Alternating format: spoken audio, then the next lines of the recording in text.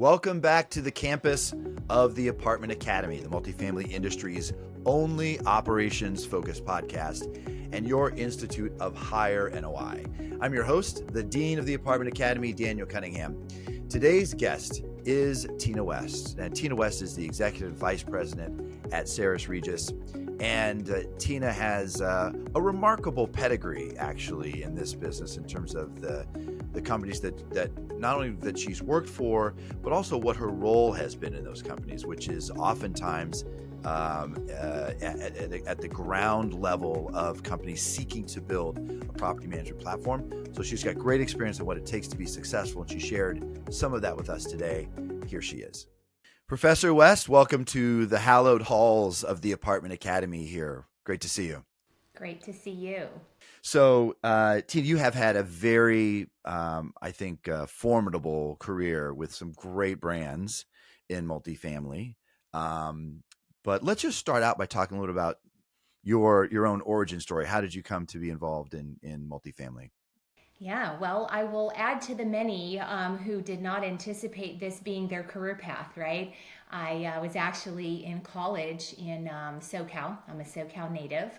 And I was studying accounting. That was going to be my major. I was going to be a CPA. And unfortunately, my parents, I was in a private university. They got a divorce, lost their business all at the same time. And they said, we can't keep you in this school. So I went home. I was living at a Lincoln property company. I cried to the assistant manager, Tamra. I'll never forget. And she said, well, what about this? And I said, what about what? She's like, what I do. I'm like, what do you do? She's like, well, this is my job. And the rest is history. I've been in the industry now for over 35 years. Fell into it by accident, but it has been absolutely the best thing I've ever done. I'm having the time of my life still, this many years later. That's good to hear. It's not everyone describes it as the time of their life sometimes. Well, there are moments, right? There are moments in time for sure.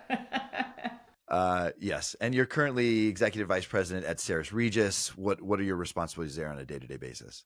Yeah, absolutely. Well, I oversee the client advisory group. So, I am really client relations, if you will, but I'm an operator through and through. So, as I'm talking to clients about Sares Regis management, I'm also engaging in strategies around best practices, around turnaround plans, around successful lease up positioning, and working hand in hand with the operations team. So you have actually been on the ground floor with a number of companies when they were looking to start a property management division.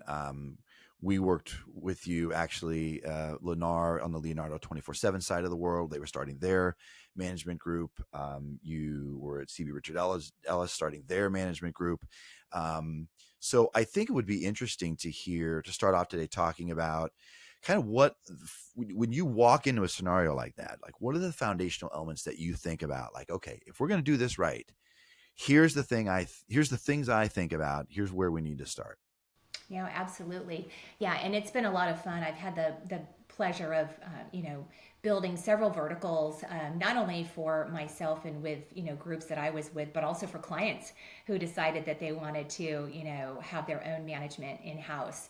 And I think it really depends, at CBRE as an example, that obviously an existing global giant, right? They have their mission, values, vision, processes in place in general.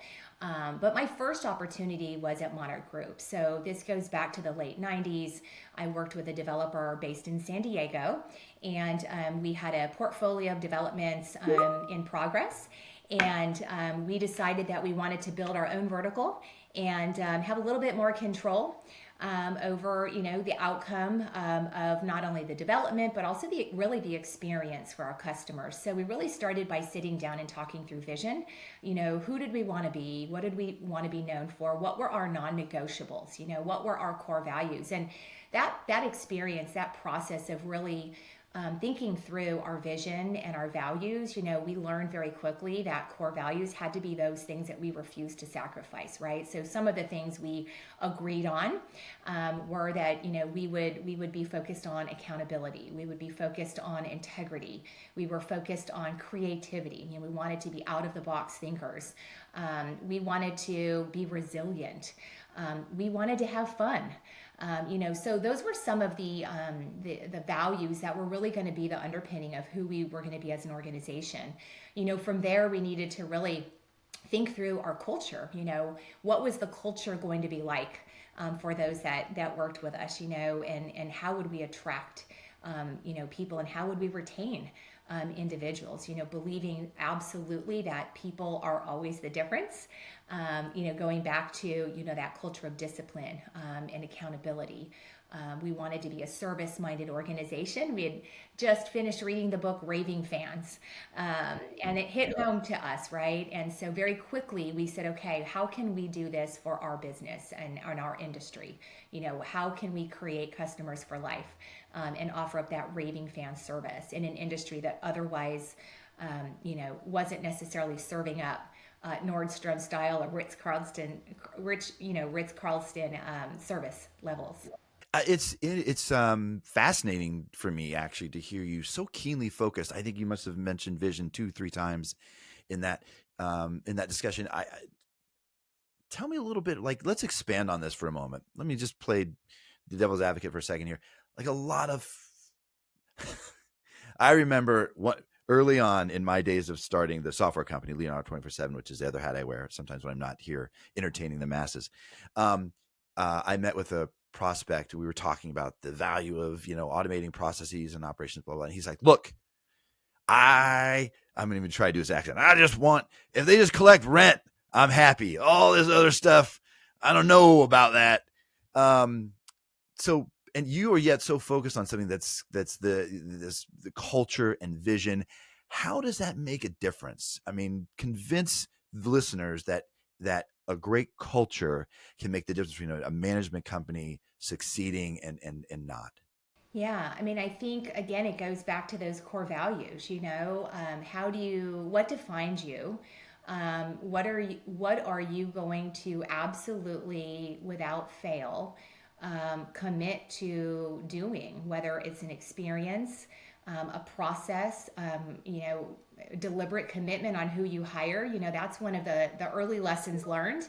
We made the mistake of hiring out of desperation for a very key role, and I think we've all done that. We all continue to do that, right? When you've got a hole, you want to fill it. But we realized very quickly that when we sacrificed that, we used to say, and I say it still to this day, hire the heart, train the skill. We really wanted to be an organization that set the standard for customer care and customer experience. And when we hired somebody that didn't have that mentality, that heart, commitment to service, we paid the price.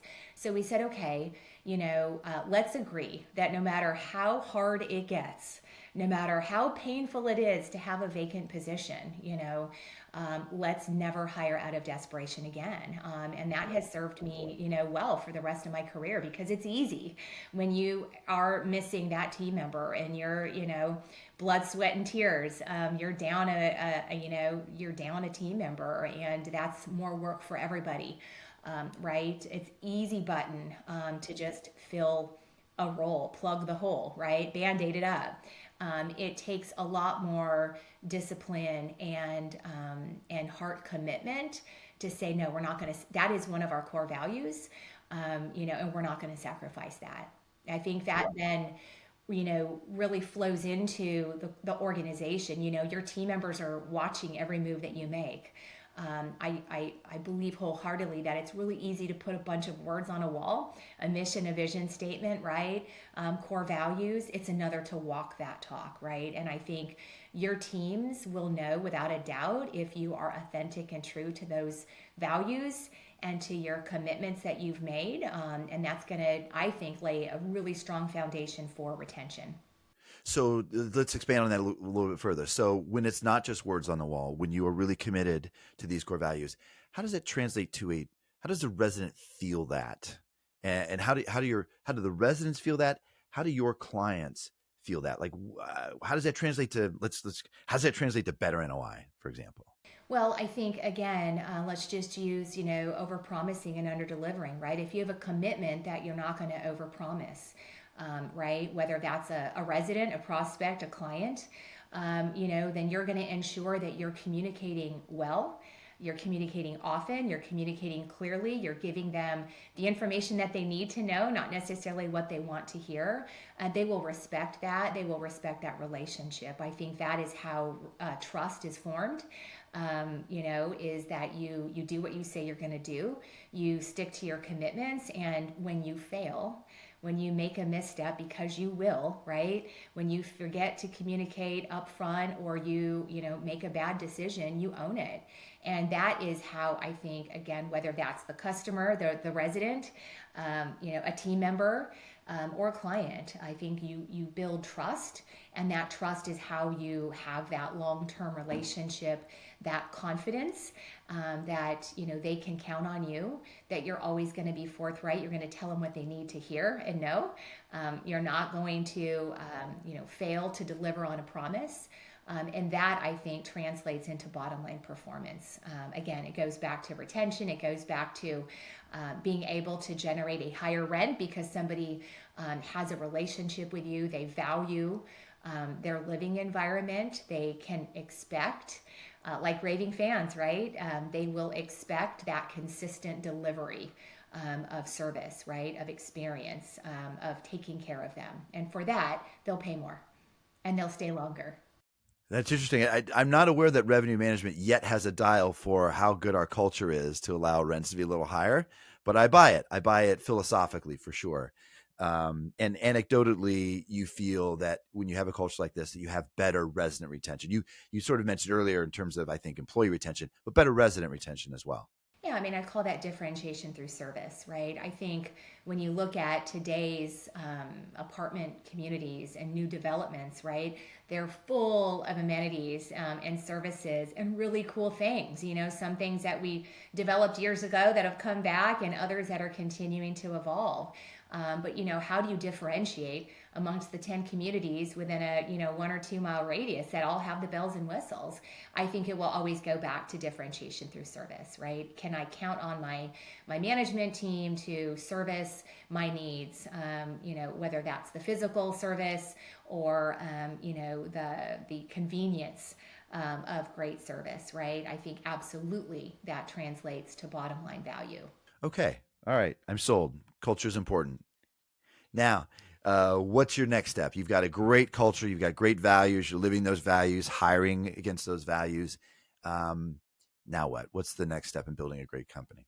Well, I think you've got to have process. You've got to have best practices, right? You've got to have a playbook full of lessons learned and best practices and processes. You've got to give your team members some infrastructure around how to execute that playbook.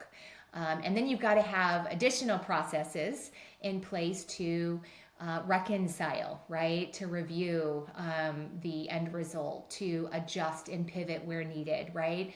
I mean, technology is changing. You know this. This is your day to day. So, what happens when technology changes or when consumer behavior changes, right? What does that mean for that process?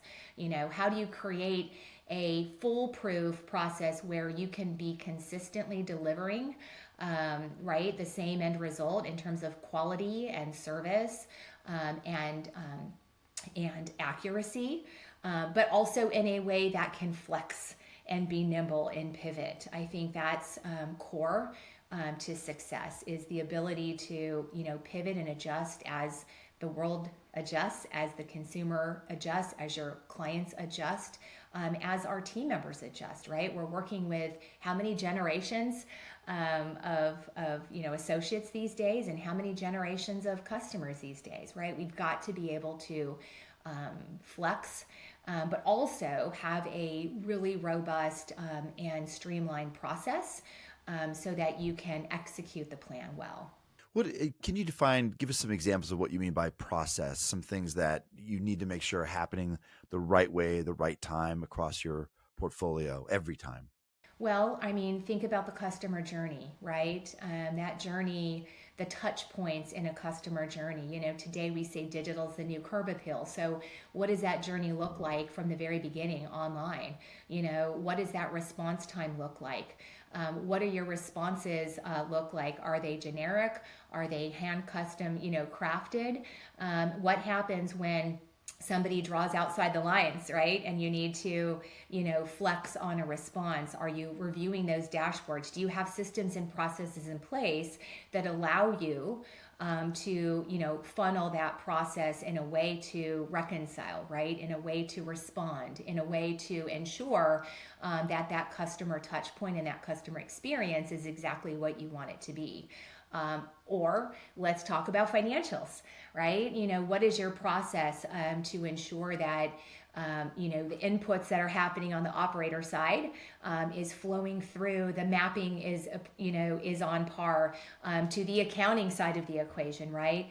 And what does that process look like for you to review, reconcile, edit, and adjust your reports, and then get those out to your clients and investors in a timely fashion, right? There's got to be a workflow and a delineation of duties that allow all of that to happen on time and accurate, right? That's the expectation of the financial. And for your customer journey, what are the processes and programs? What are the system connections from the customer's online portal, or the chat bot on your website, all the way through to that move-in process in person? How do you ensure that flow of communication, that connection, that the information provided is accurate, right, and timely?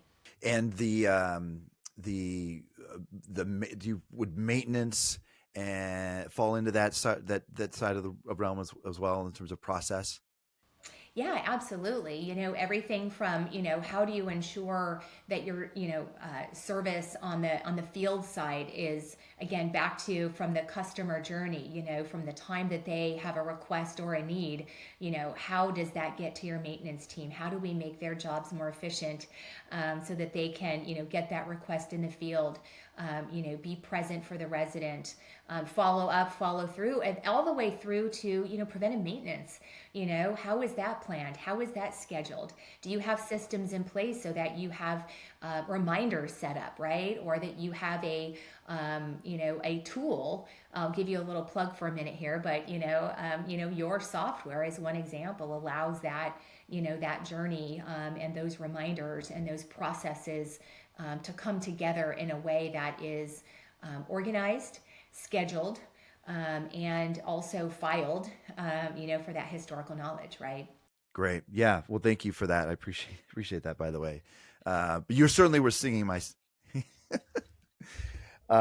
Yeah. Look, I always get very excited when people start talking about process and consistency and accountability. It has always been, for me, I think the hallmark of the great management companies that I have worked with or for, over time, is they are very thoughtful about process. They have not always been as thoughtful about culture. So I think it's interesting, and I think an important angle that you're bringing there as well. And then you talked about reporting, you talked about financials for a little bit, and I want to kind of riff off of that for a moment. Financials and reporting were sort of one of the first things that sort of centralization touched in our industry. And it sounds like in your current capacity, maybe there's still a lot of work maybe that's done in the field with centralization, or sorry, on the accounting side.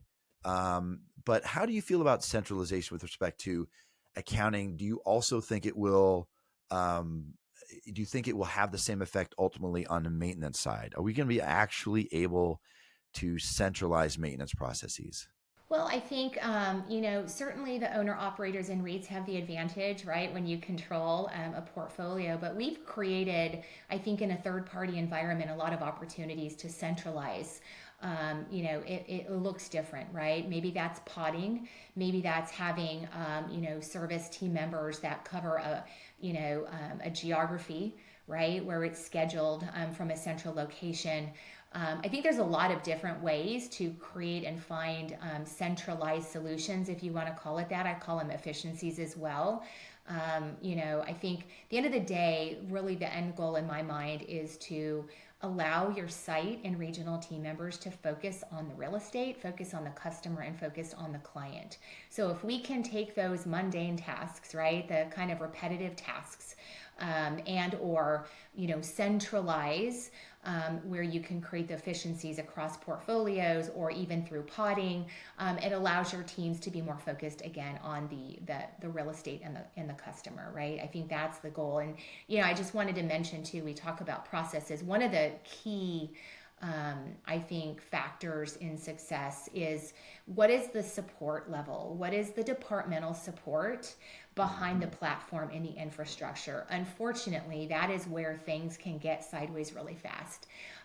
If you don't have the right support mechanisms built into your corporate organization and your corporate infrastructure, then those processes, those technologies, those systems end up failing, and they end up on the shoulders of your site and regional team managers, right? Then you're all of a sudden now not focused on the real estate, not focused on the customer, not focused on the client. You're focused on fixing, a broken back end. So I can't stress the importance of ensuring that your back of house, whether it's all the above. It's the people, the departmental support, the technologies, right, the infrastructure are there to truly support your frontline team and your regional teams. Let's shine a brighter light on that. Do you mean that? Are you talking about a product or a technology group within, or is it broader than that? What does that? What does proper support really look like? Yeah, all the above. So, with the advent of technology, as an example, right? If you're using technology, whether that's, your portals, your operating software, your ancillary softwares, right? That talk to the softwares. Having a team and a department that can ensure that those systems and tools are working as they should be, because as right, when you incorporate and implement technology, and then that technology breaks or fails, right? You end up with work tickets. You end up with, emails out, calls out, help, I can't do XYZ, right? Which could impact a customer, a prospect, a lease, a client, a financial report. Go down the list of all of the things that it can impact. So it's really making sure that you have built the proper infrastructure and back of house to support the team members when things aren't going as they should be, right? When the systems have a hiccup, when they fail, when they break, when they lag, when they're just not allowing your team members to do their day to day. I think this is where entities, management companies that have the size and scale of, say, for example, Sares Regis, some of the larger operators that are out there, have a really distinct advantage here, because I think what you're saying is of keen importance. I think that to have this internal support for these systems, and a lot of smaller operators, margins are so thin in this business. Smaller operators, I don't know what I mean by smaller. I mean maybe 2,000 units or less, maybe 5,000. I don't know. But somewhere in that range, there is not the overhead to support what you're talking about. And they really suffer, I think. How do you, this may be an unfair question, but if you don't have the ability to support, because you don't have the scale, that kind of support team that you're talking about, how do you get by? You just cross your fingers and hope you don't run into too many bumps in the road? Well, I will just say too, I think it's a bit of a misnomer. I've been with some of the largest national companies. I've been with some of the smaller boutique companies. So I feel like I've kind of sat on every side of the equation and all sizes of organizations. Sometimes it's not the large organizations that have the robust support because there's so many properties, units, people to support, right? You really have to have a robust back of house in order to support it. Sometimes the smaller organizations, the ones that are a little bit more boutique, the ones that can, make quicker decisions or, pivot or flex a little bit quicker, are the ones that can help you through, the bumps in the road better than those that, you might feel are, the giants of the space. I think too, I know for me, and I'm not the behind the scenes tech department heads. I will say though that, there's so much technology that's rapidly shifting, right? Some do some things, some do other things, some do a little bit of both things, but not the third thing, right? You got to really figure out your tech stack. Also in a way that is integrated. I think the lack of integration can absolutely make it very choppy, and very difficult to navigate. So, that's where, again, making sure that you're beta testing in advance. We've all been there, done that, where we get this really cool new toy, and we just like, woo, we got a new toy, and you throw it out there, and you're like, it doesn't work, but we just threw it out to the entire portfolio or organization, and we forgot to like test it on a smaller sample set, and also get the input from your operators. That's the other thing. All too often, we're relying on the experts, and they're really good at their trade, but they're not operating properties. So like, make sure we're talking to our operators and getting their feedback. Like, what do they really need? What's working, what's not? How do we need to shift, adjust, pivot to make their lives easier? So again, they're not distracted by all the things that get our customers and our clients frustrated, because we're not focused on what we really need to be focused on, right? Yeah, yeah, amen. We're going to record that little piece there, and we're going to post that on our own website. It's hard. It is. But thank you for pointing out that there are boutique companies that actually get focused on that, because it's just one of the things that they do well. Yeah, and it's interesting, COVID, right? I mean, we're still talking about it. We're probably going to be talking about it for many, many years. It's so funny. My son was doing a report last night on the bubonic plague, and they were talking about, the impact of that, and, now it's COVID, right? And the impact of COVID. I would say, we went into the last 2 or 3 years now, and the theme's been the same every year, which is back to the basics, back to the basics, back to the basics, right? No matter how great technology is, no matter how, how many shiny new toys come into our space, I think it needs to always be that back to the basics mentality, right?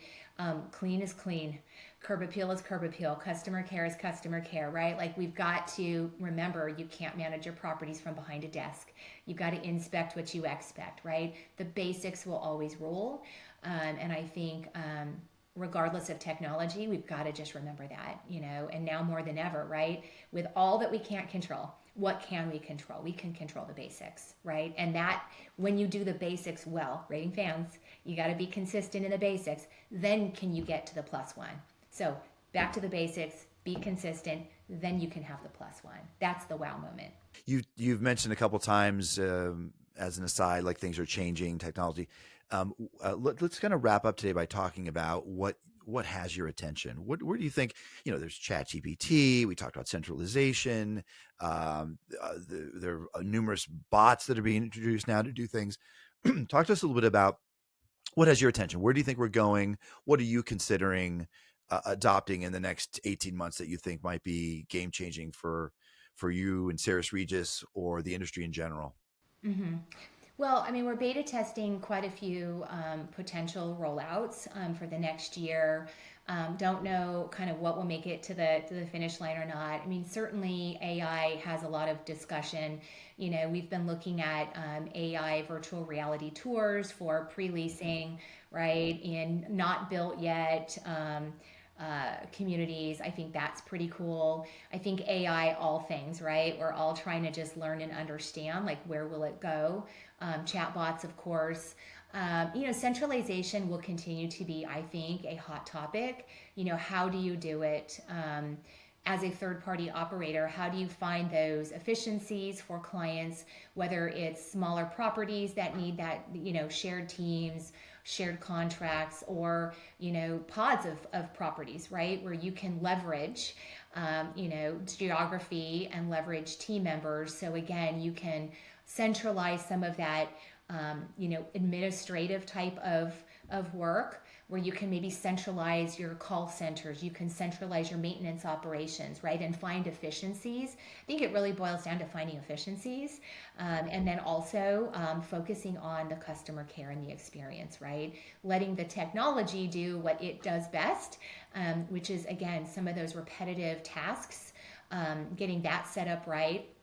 And I think it's just about making sure we don't bite off too much, right? We've got to make sure that if we're going to execute and roll something out, that we do it well. So, I think for us, again, we're beta testing, as I'm sure everyone else is, quite a few different products and programs.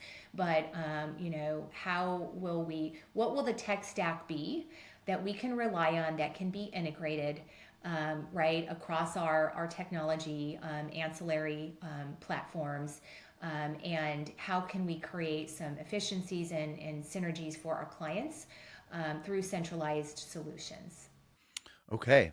Yeah, there was a lot happening right now. A lot of it driven, it feels like, through the pandemic. We have a persistent problem with finding people now, qualified people, but they have options. People have options that can work from home now that didn't have before.